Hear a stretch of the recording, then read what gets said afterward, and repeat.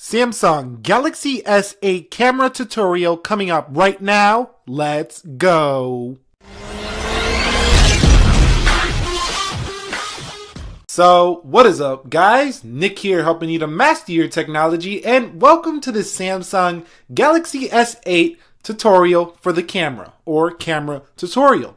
So the Galaxy S8 does rock a 12 megapixel Sony sensor camera, and we're going to take a look at the front camera as well as the rear camera and the software, and just kind of help you out to learn a little bit more about how to use this camera, what it's all about, and how it functions. Alright guys, so first of all, on the lock screen you can access the camera as you can do with almost every smartphone these days, simply by pulling the camera icon like so. There's also another way to access the Galaxy S8's camera, and that is the double click the power button. So because there is no longer a physical press home button down here, now quick launch is enabled through this power button. So we're going to go ahead and quickly launch it like so, and then you can get into your camera.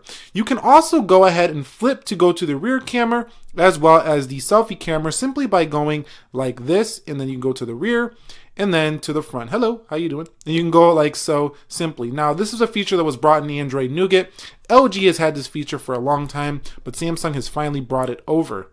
Alright guys, so let's start talking a little bit more about how to use this, or give you a quick tutorial on the camera software itself. So let's go ahead and go into our camera section here, and you can see right away Samsung has this laid out for pretty much everyone to use, but there's a lot more features you can use if you're not just an everyday shooter just using automatic mode. But it does do a great job in automatic mode, and actually this is pretty much the same sensor that was found in last year's Galaxy S7. So the software is about identical to that one as well. So a lot of the things that you're learning here, if you're watching this on an S7, this could be very useful to you here as well here. So you can see it just can really get close in on subjects, no problems here. But a new feature here on the Galaxy S8 Plus is the face features that they have like on Snapchat. They're kind of like filters here. So to use these, you simply just hit this little face feature right here, and you can go ahead and use all of these right here. Now you do have to use this on a face, so let me go ahead and flip this to the front, and it should appear here if I do something like this. Let me try to get my face in there. You can see it does stuff like that, or making me look like a sheep over here, or even a bear. And so you can see you do have face features here on the Galaxy S8 Plus. Also, you guys can go ahead and click right here to add words to your pictures as well. You can move them around, and you could resize them as well. So you can just go like that and just add like little effects to your feature on your picture. So if we go over here, we can click this one right here, which adds more effects like nostalgia, the black and white, the breeze, evergreen, sunshine. And then if we go over here, you do have even more effects there. So a very feature rich camera here in the Samsung Galaxy S8 Plus. So backing out, if I back out of there and I go like so, you can see they do have a few features included right out of the box, but not a lot. They have selfie mode, wide selfie mode, selective focus, and virtual shot here. Now if I flip it back around and I go over, now we have a few more modes, such as the Pro mode, the panorama, selective focus, slow motion, hyperlapse, food, and virtual shot. Now I do want to mention that these are not the only features that are included, but it's nice that they are included right in the camera app and you don't have to dig around in settings to find them. So if I go up here to the plus sign, it's going to redirect me to the Samsung store, where they do have more camera modes that you can go ahead and download. You can download an animated GIF, which is basically one of the features that was on the Galaxy Note 7, sports shots, dual camera, beauty face, rear cam selfie, and there's even more stuff here if you go through it. And this can always be updated as well. So that's nice to see that you have Camera Store built right into your Galaxy S8 Plus. Alright guys, so let's get into a little bit more of the technical aspects of this camera. So in the settings is where you're going to find a lot of these technicalities. So in camera settings, let's begin with the rear camera on the picture size. So on the picture size for the rear camera, that 12 megapixel sensor, you do have the ability to change, this is for photos now, 1 by 1, 1 by 1, 18 by 5 by 9, and 16 by 9. Now to explain these, in simple layman's terms, these two down here are going to be Instagram photos. The reason why they have a 4.7 and a 9.1 megapixel is depending on how much space you want to use on your phone. You want to go with the lowest megapixel count if you want to save some storage. Now you want to go with the higher megapixel count if you want to have a higher quality picture. So you can see if I go into 1 by 1, 4.7 megapixels, that's actually the mode I started this video in. Let me zoom out there. and we can take this picture, and this is ready, exactly scalable to the Instagram size photo. So if we shared this to Instagram, it would fit perfectly in the box here. So going back out, going back in the settings, the same would hold true for the 9.7 megapixel or 9.1 megapixel here. It would hold true here. So this would just be a sharper photo for Instagram. So I do recommend you guys go ahead and use the 9.1 megapixel. The S8 has plenty of storage. I don't think you're going to run out, but if you do want the lower count, then that's there for you as well. Under the settings, going back into settings in the photo sizes, if we go into the 18:5, 9, this is 7.9 megapixels, and this is actually scalable to the full resolution of the infinity display here. So you can see it shows you the full viewfinder there, and you see the whole photo. Now, I wouldn't recommend this resolution for those of you going to be sharing to social media, because it might come out a little bit different than what you would like for sharing to things like Facebook and the Instagram, because right now it's not fully optimized for this infinity display. So unless you just want to see the full resolution on your phone, I'd recommend you not use that mode right now in its current stage. Now 16:9 3.7 megapixels is basically what we had before on our flat screen smartphones. You see the little black bars here. This is a great resolution to shoot in if you're going to be sharing like thumbnails and stuff on YouTube, or you're going to be sharing like Facebook covers with your picture. This is going to be a great photo for that, as well as probably just nice widescreen photo that doesn't cover a massive resolution like the 18:9. So I would recommend this one for those uses there. So under here, if we go into 9.1 megapixel, like I say, the megapixel count just is going to mean that it's a sharper photo. Now 4:3 is where you get the max resolution out of your Samsung Galaxy S8 Plus. This 4:3 is going to produce probably the best photo of any of those modes here for the Galaxy S8 Plus. So if we snap that photo there, you can see very crispy quality even on the zoom. But all of them are going to produce, good quality pictures. It's one of the best cameras in the business here on the Samsung Galaxy S8 Plus. Now, moving into the video size, let me explain these a little bit. So UHD equals 4K video recording. Now, Samsung does say that you cannot use the HDR rich tone video effects and tracking autofocus in UHD, QHD, or Full HD. Now, QHD is going to be 2K resolution. So this would probably stream the best right now on most flagship smartphones, the QHD resolution. That's what you can see on most 2K panels in native resolution, meaning that it streams 2K and the screen is 2K. Now, Full HD 60 FPS is actually my favorite form of video right now. You're actually watching this in Full HD 60 FPS because it's very smooth, and most phones can stream this pretty easily, and it looks very good here. So 60 FPS, if you do want to use this video mode, remember that if you're going to be editing this later, to make sure that you render in 60 FPS. Now, Full HD has been the standard forever. This is basically 1080p. When people say Full HD, it's pretty much the standard. It's kind of going away. The new standard is pretty much 4K, but Full HD is still around on a lot of smartphones. So 1:1 is going to be video for the Instagram. So if you want to do Instagram video, Samsung has included the 1:1 aspect ratio. HD is going to be 720p, so the old standard HD, not standard Full HD. And VGA, I don't know why you would ever want to use that, but that's basically Motorola Razr quality video down there, so flip phone quality on the VGA. So that's what pretty much all these resolutions mean here for your rear camera.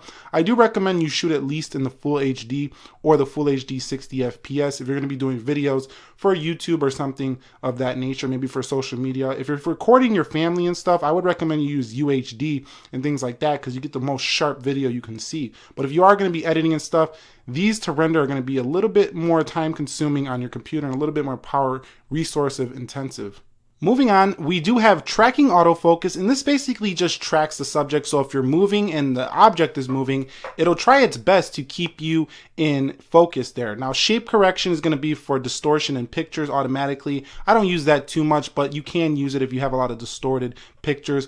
Over here on timer, you do have the ability to put timer at 2 seconds, 5 seconds, and 10 seconds. Definitely needed on all smartphones, especially seeing as most people are shooting, photos of themselves a lot of the times, as well as videos without any help. Definitely the timer is very, very useful here. And now we have the front camera modes, which is definitely a little bit of a step down from the rear camera, but you can do 4:3 8 megapixel on the front, 16:9 6 megapixel, or front facing 1:1 selfie mode there in the one by one. So going down here, we can shoot in up to QHD or 2K at 30 FPS here on the front camera for the Samsung Galaxy S8 Plus. So definitely a very high resolution for the front camera, but I do want to mention that the camera does cut off your face a little bit. It's a little bit too close to your face. So I would back up if you're going to be doing front-facing video on the Galaxy S8 Plus.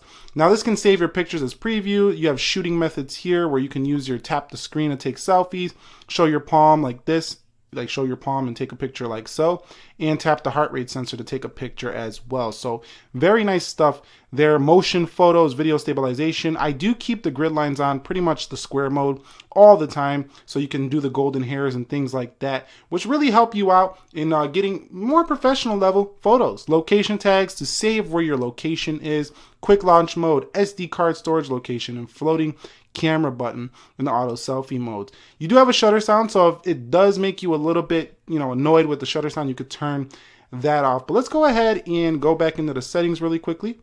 And let's go back here. Let's go into settings really quickly. And let me go ahead and turn on those extra features to see if they all do work here. So we do have voice control. You can say smile, cheese, shoot, record video, and you can see floating camera button. So I'm going to go ahead and head into shooting methods, and I see that I have all of these turned on. I'm going to show you how to use these. So number one, to take selfies, if we go into the front camera, you can just tap on the screen simply to take a selfie. You see it took that selfie there. There it is right there. We do have the floating camera icon button right there. You can also take a selfie with the volume button. So there's like 17 different ways to take a picture here. You can also go like this, the face palm feature. Let's get it in focus here.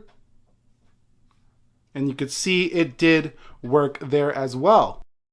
And we can also try to shoot with the heart rate sensor. So let's try that right now. I'm going to hit that heart rate sensor. And you see there it goes.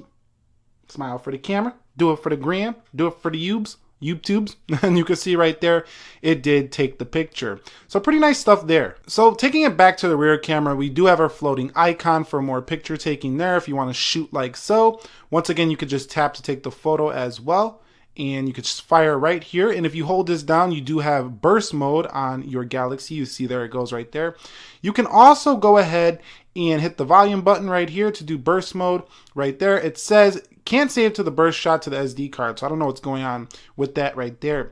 But under HDR, it does have auto HDR and HDR. You could turn that off. I do wish Samsung would have included the timer right here. But if we hit this button right here, that'll flip to the selfie. And that's pretty much it. It's a pretty well laid out camera. Now, if we hit the record button, it's going to go right into the recording here. And we can hit stop, which is going to stop the video, obviously, and then you can go in your viewfinder right there. But if you're recording, you could also pause in this recording. So you can pause the video and keep recording there.